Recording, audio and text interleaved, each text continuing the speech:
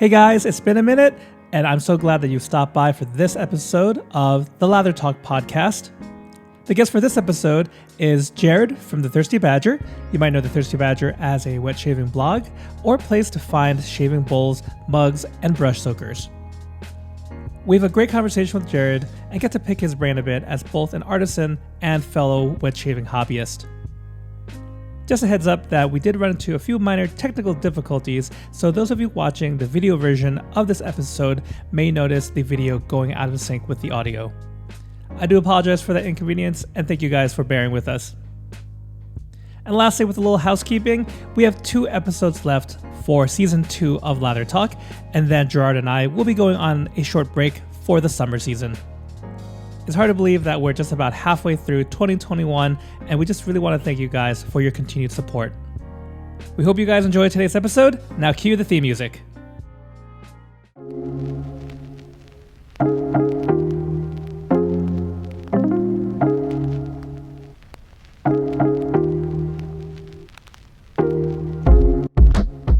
Hey guys, welcome back to Lather Talk. So glad for you to tune in. I'm your host, John, aka Lather Hog. With me is my co-host, GERARD. Hey GERARD, how's it going? Hey, what's up everyone? And in our third chair today, we have a very special guest all the way from Canada. You may know him from his fantastic shaving bowls and other shaving wares. He also has a fantastic blog and a comprehensive list of fragrance dupes in shave soap format. None other than Thirsty Badger. GERARD, thank you so much for joining us on the show today. Hey. So we have GERARD on today as both a to give us kind of some perspective as an artisan, but also as a shaving enthusiast. GERARD with us in the Lather Talk Discord. Right now is a quick plug for you. The Lather Talk Discord is a great place, a little community we got of wet shavers. It's just another option. You might be on Facebook, you might be on Reddit, you might be in one of the forums. If you like the show, if you like interacting with GERARD and myself and just other kind of like-minded people, we'd love to have you join us over in the Discord. But that's where we talk to this guy, GERARD, kind of all the time about all sorts of stuff. So we're so happy to have you, GERARD. Maybe we should just start from the beginning. So how did you get into the artisan side of things as far as shaving goes? Yeah, it happened pretty quick. I started wet shaving, I guess it would be kind of summer of 2017. I've kind of always been into that like old school kind of like how grandpa used to do it. I like the tie back to the history stuff. There was a guy in town that used to run like it was a mobile shave company. So you could like phone him up and he would bring you your shave stuff to your door. And he was also offering a intro to wet shaving class. So I went to one of his classes and I picked up an intro set and I started shaving and I was really into it. And but I didn't really know how deep the hobby went. But at the time, my wife, she does pottery, and I said, well, can you make me a lather bowl so I can build my lathers in a bowl like some of the ones I'd seen that the guy was selling at the time. And so she made me a couple, and I said, well, I really like this. And I kind of ended up falling into a Canadian shave group at the time.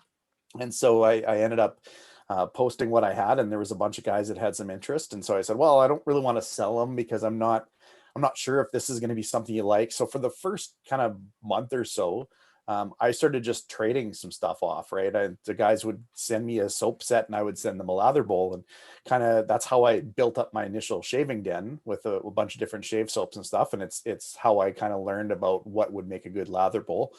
And at the same time, I'm a web guy and IT guy by trade. And so I wanted to set up a website to start blogging about my experiences with different shave products and stuff. And it kind of just, from there, kind of spun up organically where I'm like, well, let's sell some of these lather bowls and maybe we can pay for my wife's pottery habit or hobby, however you want to say. And I said it would also give me a spot where I could start writing down my thoughts and share what I'm enjoying about the shave hobby. And as I kept getting deeper into the hobby, I found more and more stuff out. And that's when we started, really ramping up the bowls, and it just kind of spun up from there. That's awesome. And I think we connected originally to Jared a while back on the software side of things. Would you say, like, as far as which part of of shaving that really might send you down the like collector side of things or down the rabbit hole? Would you say like software, or like, what would you include as kind of your main draws? So I'm heavy into the software side of things. I'm also kind of that OCD that has to be matchy matchy. So every time I get a soap, I get an aftershave. So I've got lots of matching sets. That's kind of my passion. I don't get to wear fragrances to work. We're a kind of a scent-free workplace, so it's an opportunity for me to enjoy the scent of a shave, but then not carry that as a fragrance all day. It can kind of be gone by the time I've commuted all the way to my office. So that's definitely where I've got the most stuff. But I also really like the history side. So I've got, some vintage razors and stuff. I kind of went down a little bit of that rabbit hole, but now I found what I really like and what works for me. And so I've kind of leveled off on the hardware. Brushes, I'm kind of the same. I have an assortment, but I've kind of got a good base now of what I like and what works for me. So I haven't been adding a ton of brushes either. One thing too that so this is something that you have shared. I feel like kind of as you've tweaked and changed things is how you present your software, because as we just talked about, it's kind of a big part as far as your engagement with shaving. And are you okay if we share an image of your current your current shave setup? I'm lucky that I've got a space in my shaving den that's like a whole closet that is mine to use, and so I've got it fully shelved up with several rows of soaps and aftershaves, and everything is. I've got some 3D printed designs that kind of hold the soaps and aftershaves, so you can see them all. So it almost looks like walking into a store, and you actually can see everything in front of you. And part of the reason I really like that is I'm more inclined to use it if I can see it. So I try not to stack anything. I try to have Mm-hmm. everything where I can see the labels. And also because I love the artwork of the packaging side of softwares. But you also mentioned some of the 3D printed things that are kind of they're very practical, but also they help with that that shaved end setup. Can you share a little bit more with it? Because I know that's kind of a little bit of a passion project of yours that you've shared too. Yeah, I'm a bit of a geek that way. I've got a 3D printer, and so I'm not much into really like fancy looking things when it comes to 3D design, but I'm into function. So if I see a need, I play around and try and get something that will fill that need for a design. So as far as like my stands, I've just got a fairly rudimentary stand that you put it down and it allows you to prop the soap up on its side without it rolling around. I designed a 3D printed street razor stand. So when you're wanting to do 3D or wanting to do your shave of the day photos, you can actually put your straight razor on that, and it holds it up the right way. And I built a couple of travel designs for taking your shave gear with you, so that you can keep your brushes safe, Mm. but they can still dry out and stuff. So I've done a few designs that way, and I'm my thing about 3D design is I kind of want to share it with the world. So on my website where I've got them for purchase, I've also got the designs available. So anyone that has access to a 3D printer can just download them and print them themselves for free as well.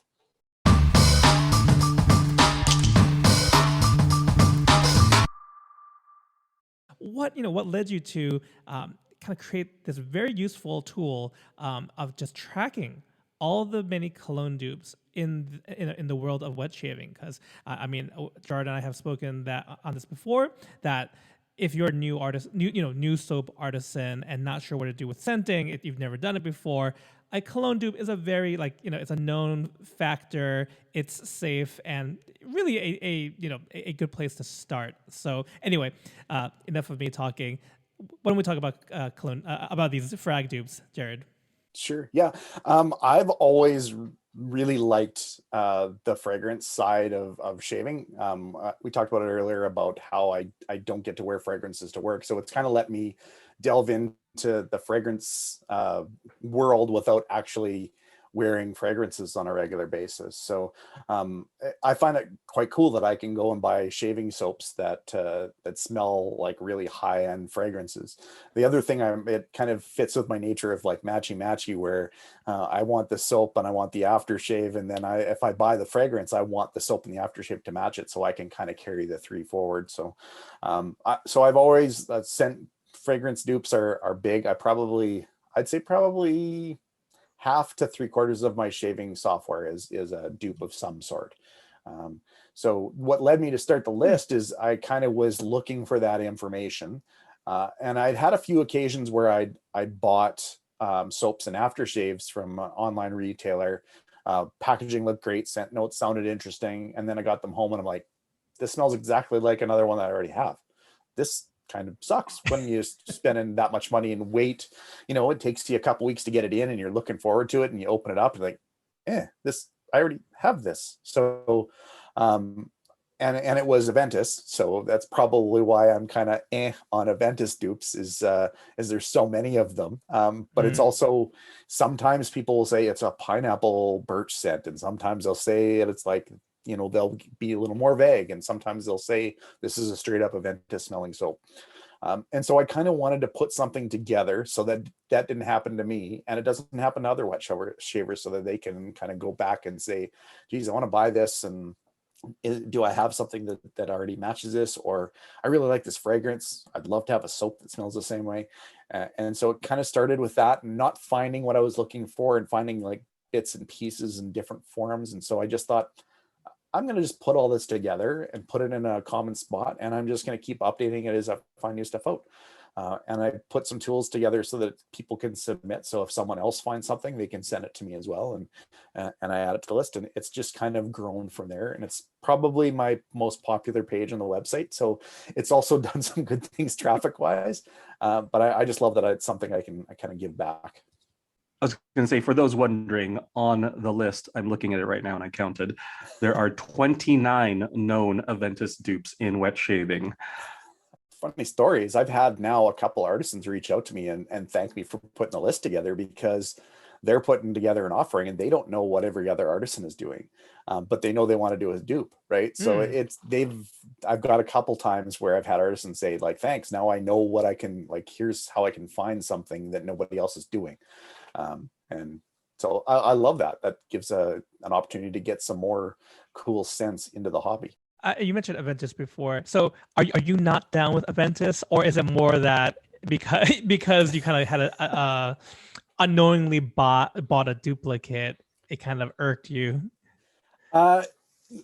It's just so played out. Like, everybody has an Aventus dupe. Like, you see it everywhere, and it's a weird scent to me, because it's a nice scent, but it's also, it smells different even from Creed themselves. You can get 3 different batches of Aventus and they all smell different. Like, this is crazy, but it's super popular.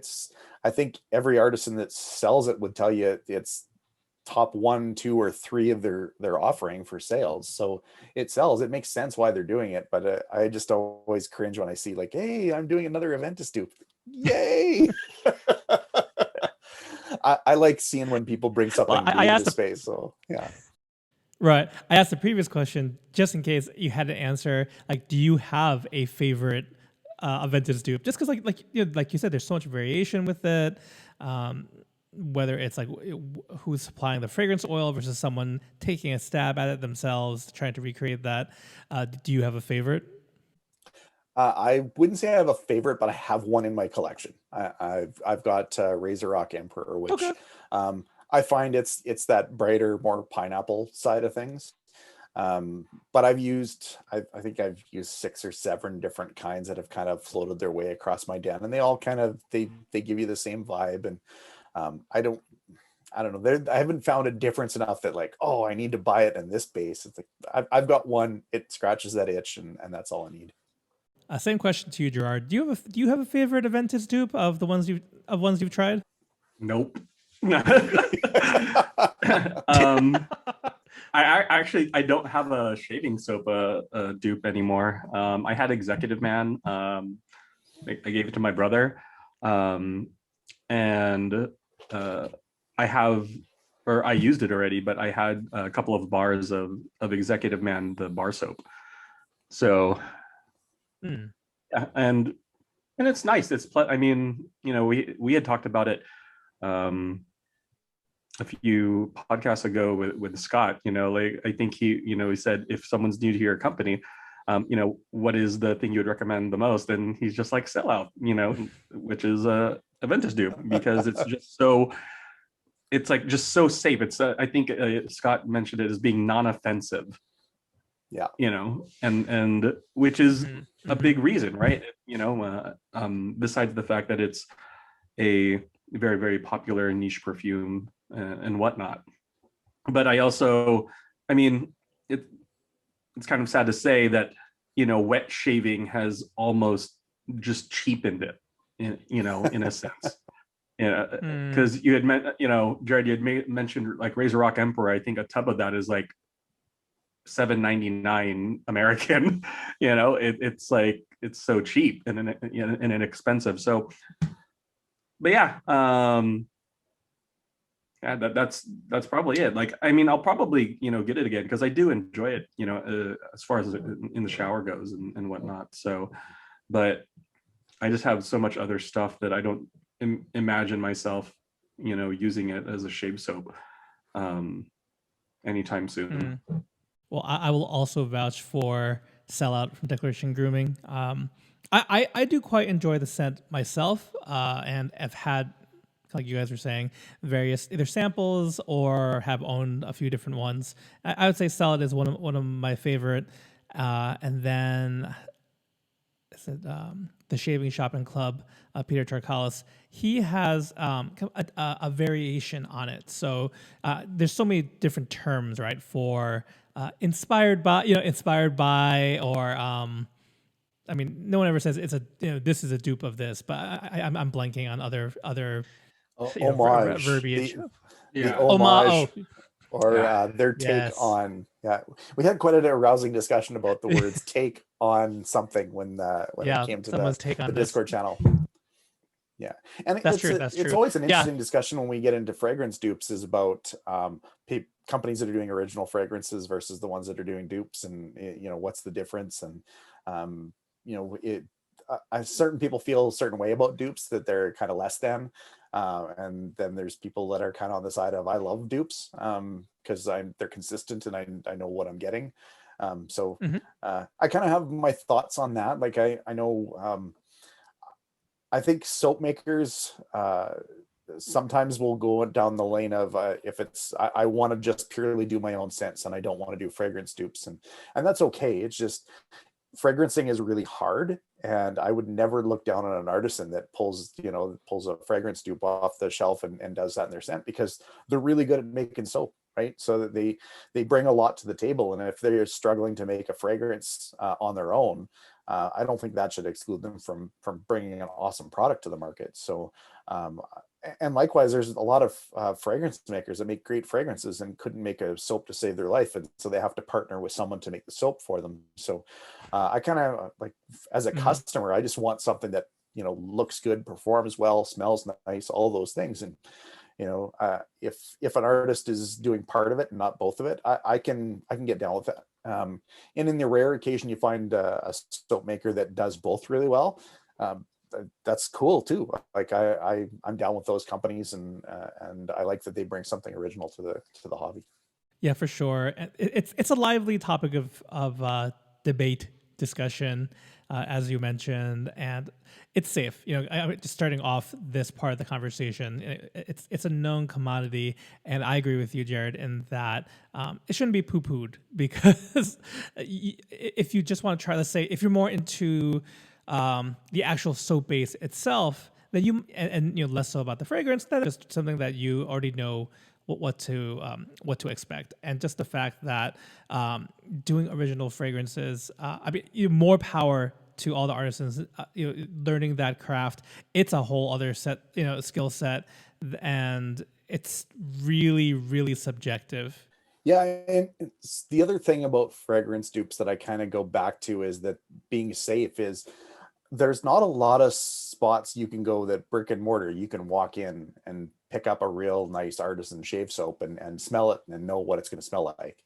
You're kind of flying blind on scents. So when it comes to fragrance dupes, there's a kind of a reference point, right? So you either know that it's like, well, this is, I like this house. I've got I've got a couple of Creed fragrances already in my collection, so I know what kind of quality they bring for scent wise. So it's these soaps will be a safe buy for me.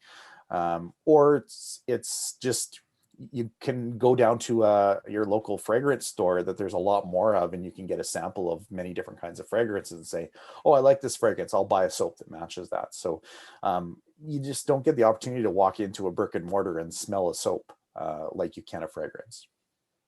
Right. The blind buy aspect, right, of making these purchases. It is really such a shame that and I understand from the business standpoint to actually have a brick and mortar shop. I mean, I think just the fact that we have a number of online vendors to choose from, that's at least, it's like a small consolation. But what's your feeling on samples, Jared? When I first started into the hobby, I was all about the samples. I had a tub of samples, and I had a collection of like, here's how I'm going to put labels on all my samples. And I've kind of gone away from that. Now I try to not have more than like 2 or 3 samples on hand at any time, just because I don't think you sample necessarily shows the product in the best light at times, especially if it's sat around for a while. So if someone sends you a sample and it's fresh out of a tub or something, and you use it in the first week, you're going to get a pretty close experience. But if you haven't touched that sample and it's sat in your back of your closet with a bunch of other samples for a month, you can start to get scent contamination. The sample can dry out a little bit, so your performance is different. So I was huge into it for a while, and now I'm kind of, if someone offers to send me a sample, unless it's something I really want and I'm going to try it as soon as I get it, I kind of politely decline, say, thanks for the offer, I love it. I love the offer, but I can't take them because I can't, get through them all. And I think it's a little bit disrespectful when you take a bunch of samples from someone and then you don't actually use them right away. So I'm not huge on samples. Having said that, if anyone ever asks me to have a sample of my soap, have at her. I'm more than happy to give someone. I have enough soap. I have a stupid amount of samples that have gone unused, like Jared said, and it's not even contaminated. They are all in the jacuzzi, the little basket together right now, and they're probably all just turning into just like this bad mixture of 7-layer bean dip that's just becoming slop. I'm positive right now that, with that said, when I decide that I actually want to use a sample, no, it's really it's nice. And in terms of what I've been doing like lately, I've been committing on using a soap a week, right? Rather than just changing it up every day, because I want to actually go through the products that I have, full tub wise, at least. Mm-hmm. So that kind of stops the samples, because, if I want to shave with something else on the weekends, then I can do so. But that's probably what I need to do, is commit myself to just going through those samples every weekend or so, and whatnot. But otherwise, I think that I don't see the point in just like hoarding samples. Like, if you get it, you should probably use it right away, just so that you can, confirm with yourself, do I want to buy a tub of this or not?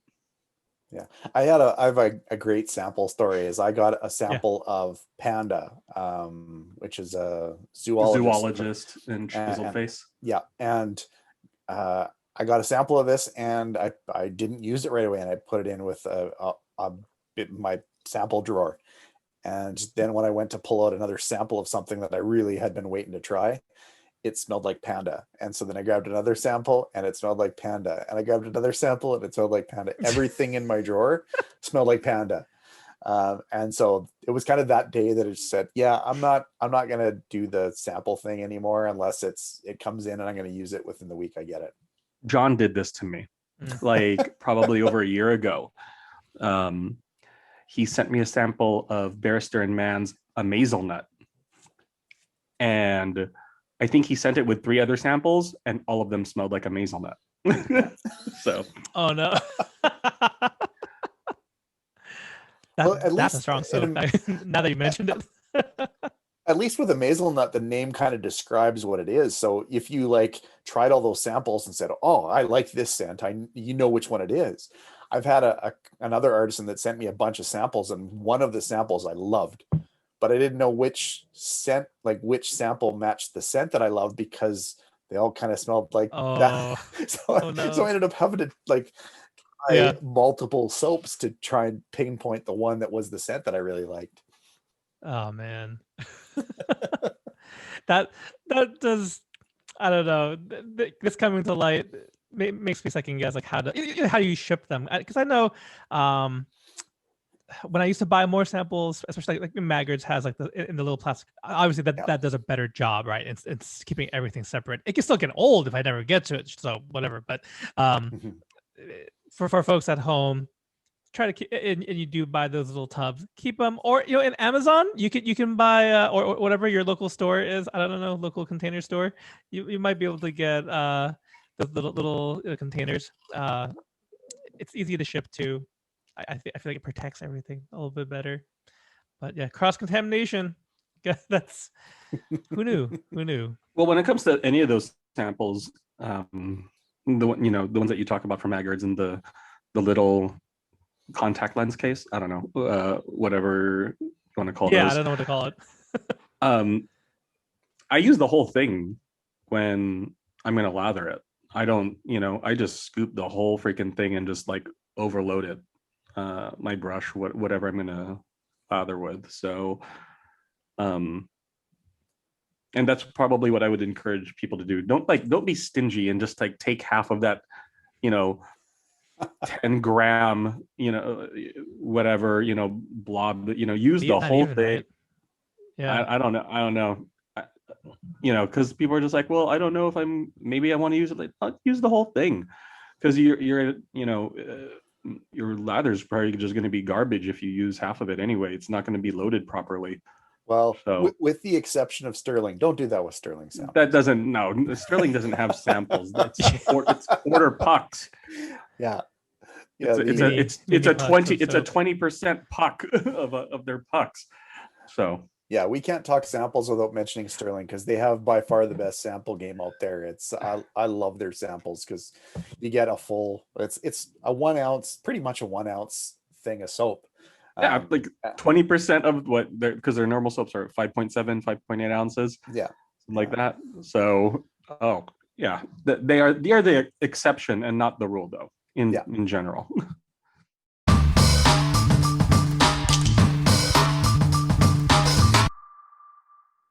We talked a lot about fragrances, but as far as soap bases, Jared, is that something like do you primarily focus on the fragrance side of things, or would you say when there's like a new soap based version, or something that the community is like there's a lot of buzz on, does that draw you in at all? I don't chase the base anymore. I was big into that when I first started, but I've found that I can get a good shave with almost any kind of soap. I won't say all soaps, because some are definitely different, and you won't get a great shave, but the majority of the ones that I spend money on are from like reputable artisans and stuff. You're going to get a good performing soap. I do like to talk about everybody, the common metrics people talk about is the slickness and the cushion and the post shave. For me, one of the important things when I talk about a base is how easy it is to work with, because I think a lot of these new bases are a little trickier to dial in to try and get that water content the right amount. And so I also like to really talk about that, how easy it is to get a good lather with the soap. So that's some of the things I talk about. But as far as chasing the newest base, I don't get as hyped up as some people do, and if they want to, you know, chase the base, that's great. There's something in this hobby for everyone. The artisans thank those of you who chase the base every single time.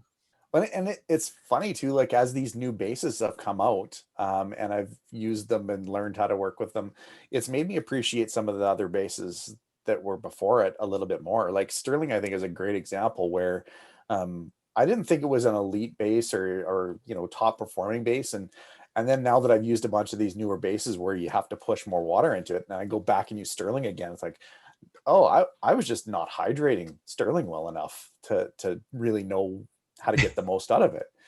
And so I'm finding that, like, I'm appreciating other soaps differently than before. And as I've, you know, used more things, I appreciate the stuff I have. And, you know, that's just how experience kind of changes you. So, yeah. Yeah, having used Sterling, I picked up Campania recently, and I'll use it kind of intermittently. But, you know, I don't know if monthly, maybe every month and a half or so, it'll wind up in the rotation, and I'm just, you know, I'm always just blown away each time.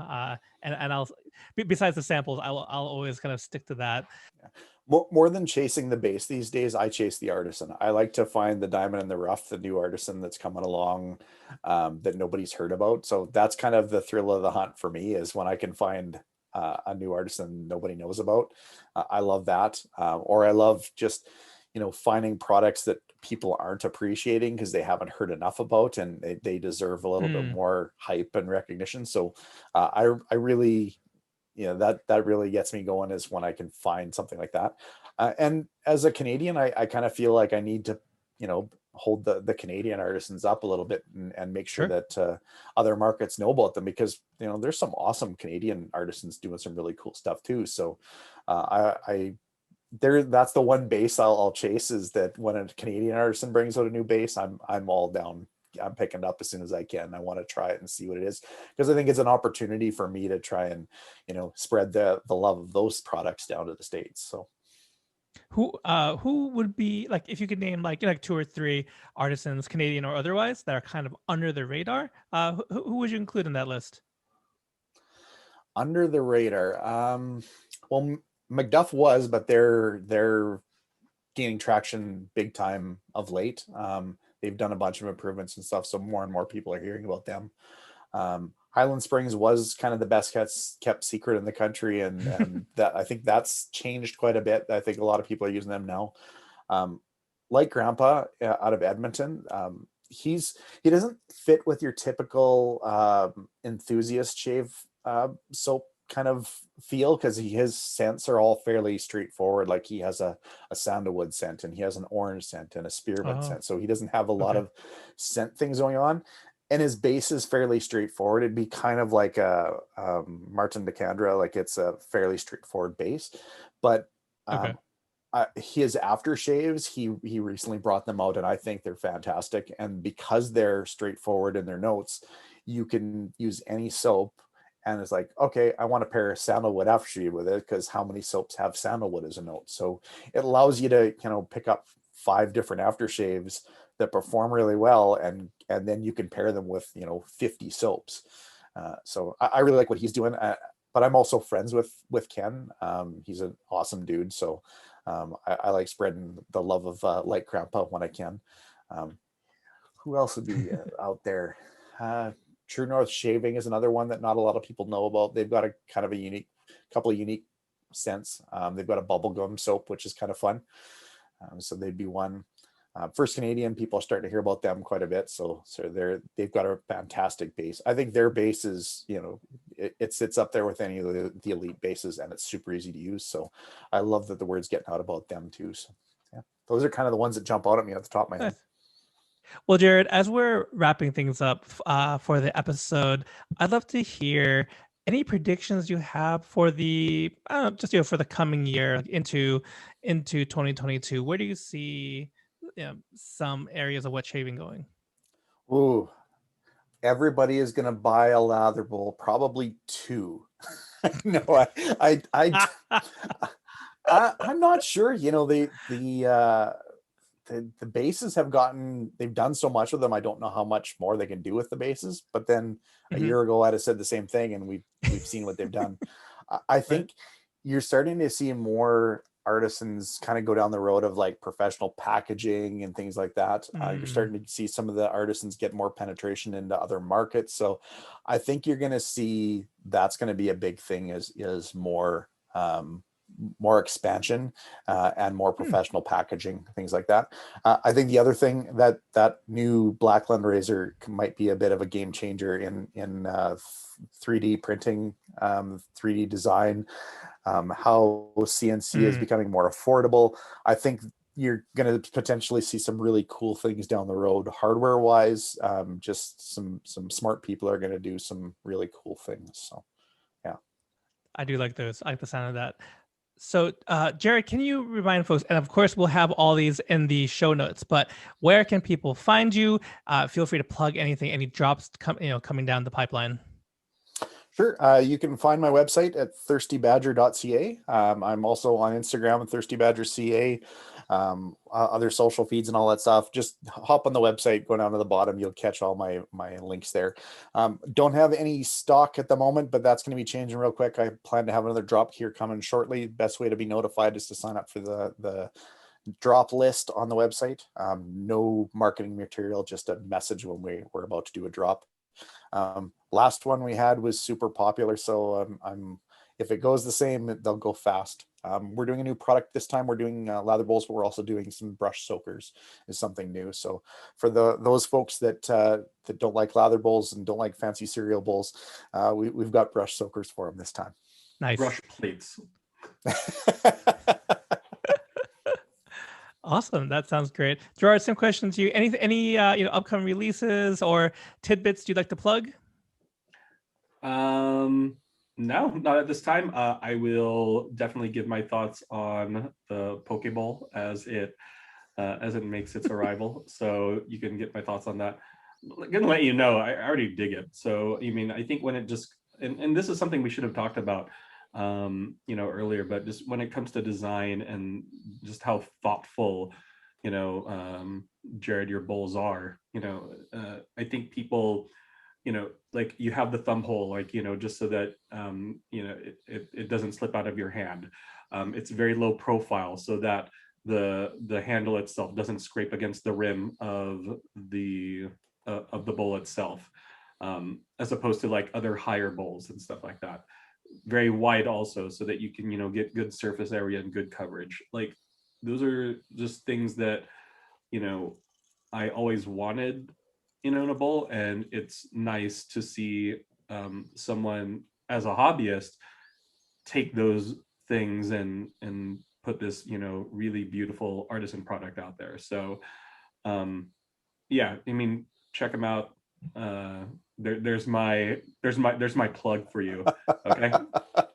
Well, thank you very much. We always appreciate feedback, negative or positive, and so it's good to be able to pass on some positive feedback too. And we love hearing how they like using their stuff and what works for them, what doesn't. And so that's kind of how we've adjusted our designs as we've gone. Is stuff I like using, stuff other people have mentioned would make it better for them, and we've kind of taken those and put our spin on them, and that's where we got to where we are today. Very awesome. And Gerard, thank you for kind of giving some personal experience and details with the bowls from Jared. And yeah, so again, all the information will be in the show notes. Jared, I want to thank you so much for taking some time out of your weekend to speak with me and Gerard. It was a pleasure to have you on. Thanks. Anytime. Thank you for joining us for this episode of Lather Talk. You can find all the links for the Thirsty Badger, Gerard, and myself in the show notes. If you enjoyed what you heard today, you can help us out in two ways. First, if you're listening to this on Apple Podcasts, consider leaving us a 5-star review. Second, if you're watching us over on YouTube, we'd love it if you hit that like button and consider subscribing to the channel so you won't miss future episodes. Thank you guys again, and we hope to see you next episode.